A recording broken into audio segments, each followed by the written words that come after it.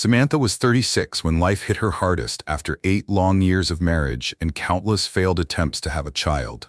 Her husband left without a word, just a small note on the kitchen table. "I can't do this anymore. I'm sorry." And just like that, he was gone. No goodbye, no face-to-face conversation, just silence where love used to be. She read the note over and over, hoping it would change. It didn't, and neither did the loneliness that followed. Samantha battled shame, heartbreak, and the crushing weight of dreams slipping through her fingers. She had wanted to be a mother more than anything, but now she was alone, childless, divorced, and drowning in questions. Who was she without him, without a family? But Samantha wasn't the kind of woman to stay buried beneath pain. Then, one afternoon, while volunteering at a child welfare center, she met 5 boys who changed everything. They were brothers, all under 11, dressed in mismatched clothes and eyes full of questions. Their parents had died in a car crash, leaving them orphaned and unwanted. Relatives turned them away, unwilling to raise 5 children at once. One social worker described them as a package deal. No one wants. Samantha looked at them and saw more than abandoned children. She saw something familiar. Pain, fear, and the kind of silence that only comes after being rejected too many times. That night, she couldn't sleep. Their faces lingered in her mind. She thought about how she once longed to be a mother, how that dream had been stolen from her, and now here was a chance. Not the perfect, planned-out life she once dreamed of, but a real, raw, unfiltered kind of love knocking on her door. She didn't have much, a modest income, a small apartment in Baton Rouge, and no partner to share the burden. She battled not only loneliness, but the quiet ache in her back that never really went away, a reminder of long hours spent cleaning offices. There were no friends to call, no family to lean on, just a small life stretched thin by hard work and quiet hope. By day, she cleaned buildings. By night, she took in sewing, patching clothes until her fingers ached. It barely paid the bills, but Samantha learned how to live on less. But she had a heart full of love, and it was screaming to be used. So she made a decision, one by one. She brought them home. First came Marcus, the eldest, shy but fiercely protective.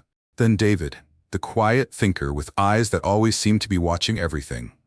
The twins, Ethan and Evan, arrived next, inseparable troublemakers with smiles that could light up the darkest room.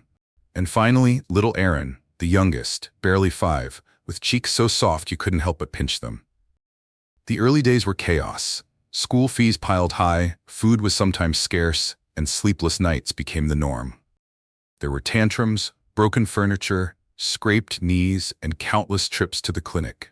Teenage years hit like storms. Attitudes flared, voices rose, and doors slammed louder than thunder. But amid the messiness, something beautiful grew.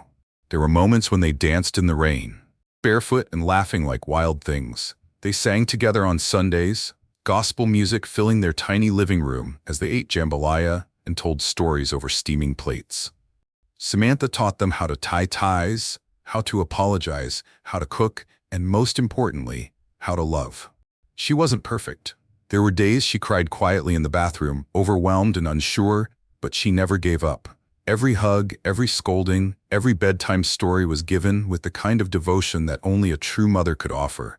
And slowly the boys began to thrive. Marcus got into university on scholarship. David started his own tech blog that gained attention online. The twins opened a small fashion line that quickly took off. Aaron, the baby, showed a gift for music that stunned everyone. As the years passed, they moved out, some even left the country for work and studies, but no matter where life took them, they always came back home to her. Samantha's little apartment remained their anchor, filled with memories and laughter. She never asked for anything in return. To her, seeing them happy was reward enough. Time moved like a river, quiet at first, then rushing before you could blink. Samantha's hair turned gray. Her hands bore the marks of years spent cooking, cleaning, and caring, but her spirit remained strong. She watched proudly as her boys grew into men who stood tall, not just in height but in character. Marcus became a respected engineer, known for his calm mind and steady leadership. David built a name for himself in tech, creating apps that helped communities connect and thrive. The twins, Ethan and Evan, expanded their fashion line across borders, dressing celebrities and dignitaries alike. Aaron, the baby with the golden voice, became a rising star in music, touching hearts with lyrics that spoke of struggle, hope, and love. They traveled the world, yet every holiday, every birthday, every family gathering brought them back to the one person who made it all possible, Samantha. She never asked for anything, not a gift, not even a thank you. But deep down, she dreamed of something more than the small apartment she had lived in for over 30 years. It was worn now. The roof leaked when it rained, the floor creaked underfoot, and the paint had long faded. Still, she never complained. On the morning of her 60th birthday, she woke up to the smell of fresh bread and coffee. Her boys had come home, all 5 of them. They filled the house with laughter and chatter, teasing each other like they were still children. She smiled, watching them from her seat on the old wooden bench. Outside, life had been hard, but this moment was everything she ever wanted. Then Marcus stepped forward holding something wrapped in white cloth. "Mama," he said softly, "we have something for you." The others gathered around her, eyes full of anticipation. She looked at them, confused but curious. Gifts were rare. She always told them not to waste money on her, but this wasn't a small gift. Marcus unwrapped the cloth, revealing a large silver key attached to a ribbon. Samantha blinked. "What is this?" she asked, her voice barely above a whisper. David smiled. "It's yours now." Ethan and Evan stepped aside, revealing a van parked just outside the gate. Inside were pictures, beautiful, glossy images of a brand new house, spacious, modern, with white walls, wide windows, and a garden bursting with flowers. "We built it together," Aaron said, kneeling beside her. "For you, for us, for our family." Tears welled up in her eyes. She couldn't speak. Her heart pounded in her chest like it was trying to escape. All those years of sacrifice, of giving without expecting anything in return, had led to this moment.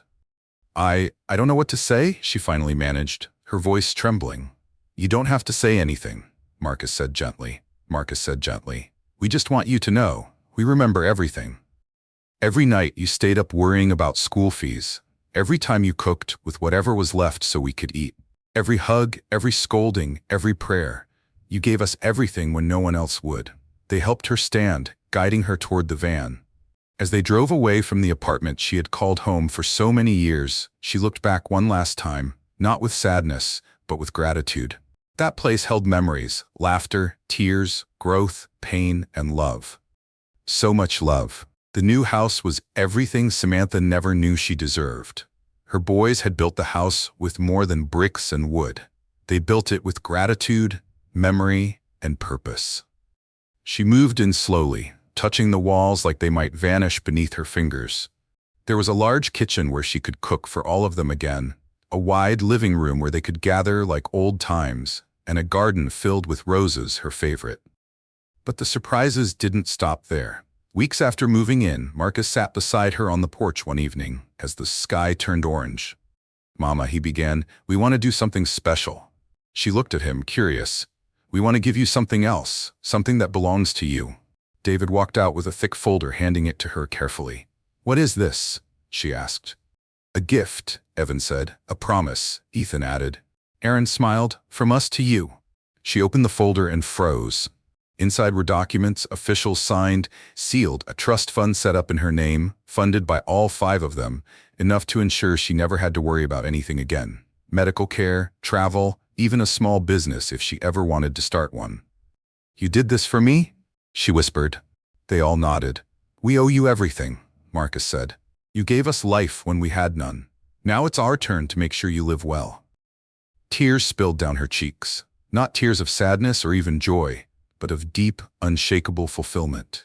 This was not how her life was supposed to go. Once she had dreamed of a husband, children of her own, a family built from blood.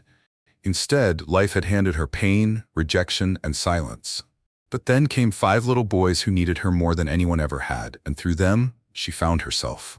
Months after her 60th birthday, something else happened. Unexpected, almost surreal. One by one, each of the boys decided to get married, but not in isolation. Instead, they made a decision that stunned everyone. They planned a grand wedding. 5 grooms, 5 brides, one epic day. A celebration not just of love but of the woman who had taught them what love really meant. The wedding became the talk of the region. 5 sleek suits, 5 glowing brides, music that echoed through the clouds, and a front-row seat reserved for one person only, Samantha. Dressed in royal blue, she sat with tears in her eyes and pride in her chest. The master of ceremony didn't even begin with the couples. He began with her. Before we celebrate these 5 men, let's honor the queen who raised them alone, strong and full of grace. The crowd stood. Applause thundered.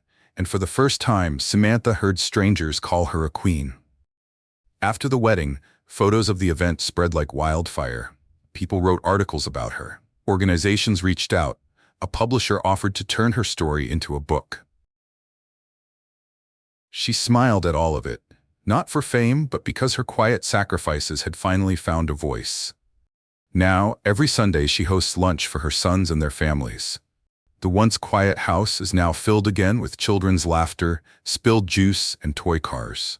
Under the table, her grandchildren call her Mama Sam. Neighbors call her the Mother of Kings, and Samantha, she calls herself grateful. She didn't get the life she prayed for. She got something greater. She didn't just adopt 5 boys. She raised 5 kings. Samantha's journey shows that every life carries purpose, even when it feels empty or broken. She wasn't chosen by fate, yet her decision to love when no one else would changed everything.